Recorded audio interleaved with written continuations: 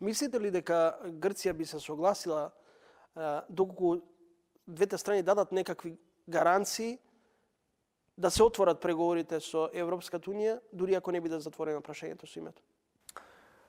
Аз лично смятам, че това би бил добър вариант, но доколкото гръцката позиция до сега винаги е била, независимо кой е бил в управлението, винаги е била, че трябва да се реши въпроса за името преди Гърция да даде зелена светлина за начало на преговорите, едва ли Ципрас би променил това. Аз просто индикирам, че може да има така като цяло договореност за името, но около тази договореност има и много други детайли. Част от детайлите би могло да бъдат оставени за следващ етап, защото в края на краищата преговорният процес позволява той да бъде, как да кажа, всяко едно решение по този процес се взима с единодушие.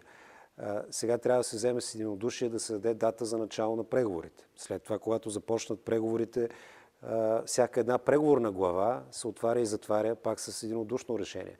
Тоест, това е процес, който Гърция би могла да контролира от гледна точка на тези договорености за името, даже когато вече започнат преговорите и в периода преди самото присъединяване.